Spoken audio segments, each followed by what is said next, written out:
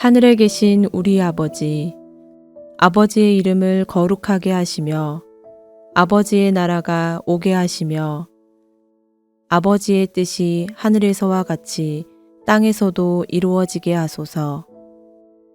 오늘 우리에게 일용할 양식을 주시고 우리가 우리에게 잘못한 사람을 용서하여 준 것 같이 우리 죄를 용서하여 주시고 우리를 시험에 빠지지 않게 하시고 악에서 구하소서. 나라와 권능과 영광이 영원히 아버지의 것입니다. 아멘.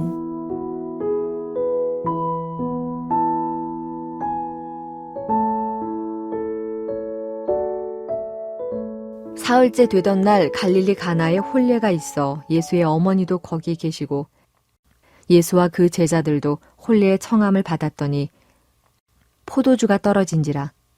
예수의 어머니가 예수에게 이르되 저들에게 포도주가 없다 하니 예수께서 이르시되 여자여 나와 무슨 상관이 있나이까. 내 때가 아직 이르지 아니하였나이다. 그의 어머니가 하인들에게 이르되 너희에게 무슨 말씀을 하시든지 그대로 하라 하니라. 거기에 유대인의 정결 예식을 따라 2-3통 드는 돌 항아리 6이 놓였는지라. 예수께서 그들에게 이르시되 항아리에 물을 채우라 하신즉 아귀까지 채우니 이제는 떠서 연회장에게 갖다 주라 하심에 갖다 주었더니 연회장은 물로 된 포도주를 맛보고도 어디서 났는지 알지 못하되 물 떠온 하인들은 알더라. 연회장의 신랑을 불러 말하되 사람마다 먼저 좋은 포도주를 내고 취한 후에 낮은 것을 내거늘 그대는 지금까지 좋은 포도주를 두었도다 하니라. 예수께서 이 첫 표적을 갈릴리 가나에서 행하여 그의 영광을 나타내심에 제자들이 그를 믿으니라. 그 후에 예수께서 그 어머니와 형제들과 제자들과 함께 가버나움으로 내려가셨으나 거기에 여러 날 계시지는 아니하시니라.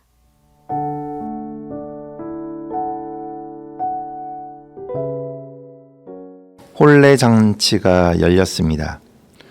오늘 잔치는 다른 잔치와는 다른 특별함이 있습니다. 혼례 잔치에 제공되는 포도주와 고기는 평소에는 구경도 못할 음료였고 음식입니다.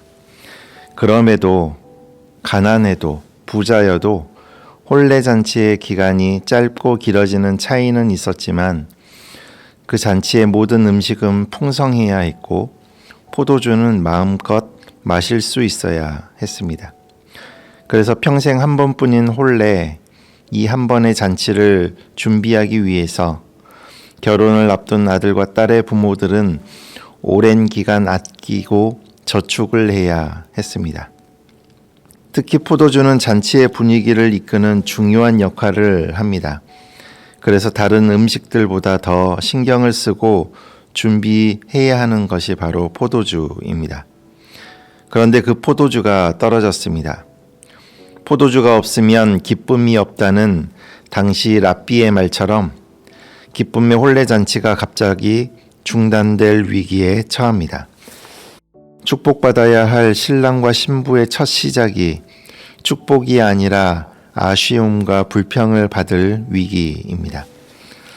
철저히 계획된 포도주입니다.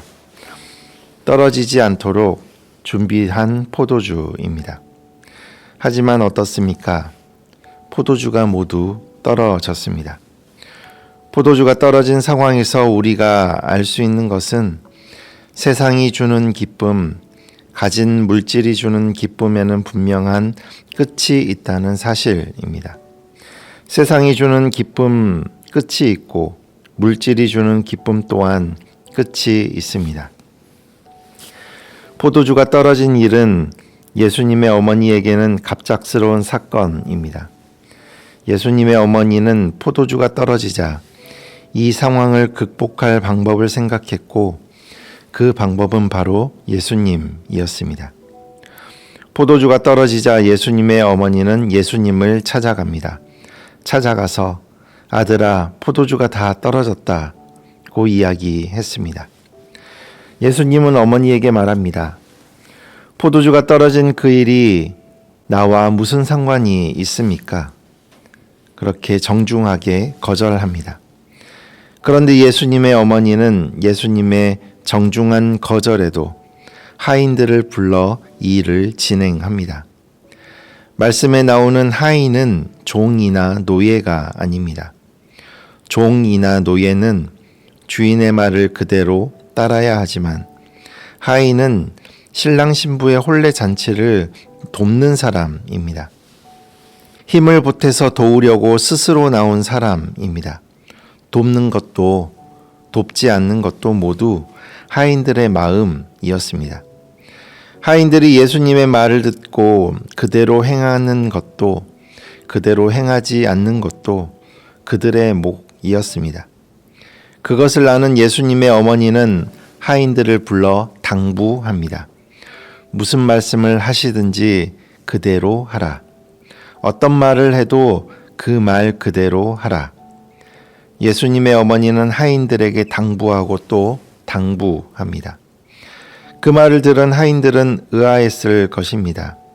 혼례 잔치를 돕는 자신들에게 무슨 말을 해도 그대로 하라니. 예수님이 어떤 말을 할지 하인들은 궁금했습니다. 그때 예수님이 찾아와 이렇게 말씀합니다. 항아리에 물을 채워라. 포도주가 들어있던 항아리가 아니었습니다. 정결 예식에 쓰이는 돌 항아리입니다. 바깥에 활동을 마치고 돌아오거나 손님이 방문할 때 손과 발을 씻을 수 있도록 물을 준비해 두는 항아리입니다. 그런데 그 항아리에 물을 가득 채우라고 합니다. 아무것도 더하지 않고 물만 가득 채우라 합니다. 하인들은 이 말을 듣고 어떤 생각을 했을까요? 하인들 각자의 생각을 알 수는 없지만 그들의 생각의 결론은 이렇습니다. 뭔지는 잘 모르지만 왠지 모르지만 그래 한번 해보자. 하인들은 예수님의 말씀에 그대로 행동합니다. 돌 항아리 6개의 물을 가득 채웁니다. 그 물을 떠서 연 회장에게 갖다 줍니다. 예수님의 말씀을 그대로 따릅니다. 어떻게 되었습니까? 연 회장은 물로 된 포도주를 맛보게 됩니다. 그리고 물로 된 포도주가 어디서 났는지 물어봅니다. 연 회장은 몰랐지만 하인은 알고 있었습니다. 연 회장과 하인들은 같은 공간에 있었습니다. 하지만 하나님의 뜻에 참여한 하인들은 포도주의 근원을 알게 되었지만 연 회장은 도무지 알지 못합니다. 여러분, 하나님의 뜻에 참여하지 않으면 하나님을 도무지 알지 못합니다. 하인들과 같이 하나님의 뜻에 참여하는 저와 여러분이 될 수 있기를 바랍니다. 같은 공간에 있어도 같은 은혜의 자리에 있어도 하나님의 뜻에 참여한 자와 하나님의 뜻에 참여하지 않는 자의 모습은 완전히 다릅니다. 하나님의 뜻에 참여한 사람은 포도주의 근원을 알지만 하나님의 뜻에 참여하지 않은 사람은 도무지 포도주의 근원을 알지 못함을 기억하십시오. 여러분, 먼저 힘써 하나님의 뜻을 발견하기를 기도하십시오. 그리고 그 발견된 하나님의 뜻에 그대로 순종하여 하나님의 뜻에 참여하는 2025년 한 해가 되시기를 바랍니다. 말씀을 마치겠습니다. 본문 11절 말씀입니다. 예수께서 이 첫 표적을 갈릴리 가나에서 행하여 그의 영광을 나타내심에 제자들이 그를 믿으니라. 아멘. 제자들은 혼례잔치에서 일어난 포도주 이적을 예수님 곁에서 지켜봅니다. 그리고 방금 읽은 11절 말씀은 제자들의 마음을 표현하고 있습니다. 그를 믿으니라. 예수님을 믿으니라. 이 말을 다시 생각해 보면 혼례잔치 전까지 제자들은 예수님은 알았지만 믿지는 않았다는 말씀입니다. 그들은 지식으로는 예수님을 알았습니다. 하지만 깊은 믿음, 진한 믿음은 없었습니다. 하지만 이제 제자들은 믿게 되었습니다. 진짜 믿음으로 제자들은 진짜 예수님의 제자가 된 것입니다. 여러분, 지식이 아닙니다. 믿음으로 되는 것입니다. 믿음으로 예수님의 제자가 됩니다. 믿음으로 하나님의 자녀가 됩니다. 삶의 모든 부분은 하나님의 계획하심 가운데 있습니다. 세상의 기쁨, 물질의 기쁨은 한계가 있습니다. 하나님의 말씀이 선포되고 기도로 하나님의 뜻이 발견될 때 무슨 말씀을 하시든지 그대로 행함으로 하나님의 때에 참여하는 한계가 없는 축복이 있으시기를 바랍니다. 그리고 깊은 믿음, 진한 믿음으로 진짜 예수님의 제자, 진짜 하나님의 제자가 되는 저와 여러분 될 수 있기를 바랍니다. 기도하시겠습니다. 우리를 지극히 사랑하시는 하나님 아버지, 감사합니다.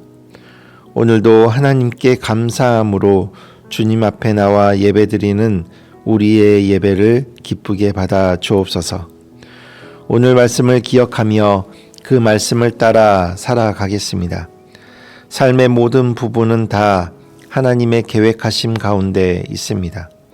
그 하나님의 뜻을 따라 그대로 행동하며 살아가겠습니다. 믿음으로 결단하오니 진짜 믿음으로, 진한 믿음으로 주님의 뜻을 이루며 오늘도 믿음으로 하나님께 모든 것을 맡기며 살아가는 저희들 되게 하여 주옵소서. 우리의 기도를 들으시고 응답하시는 하나님, 사막에 강을 내시고 광야에 길을 내시는 하나님께 간구합니다. 하나님 앞에 무릎 꿇고 드리는 모든 기도가 하나님의 선한 방향으로 응답되게 하옵소서. 예수님의 이름으로 기도드립니다. 아멘. 오늘 주신 말씀에 따른 더 깊은 묵상과 기도를 이어가시기 바랍니다.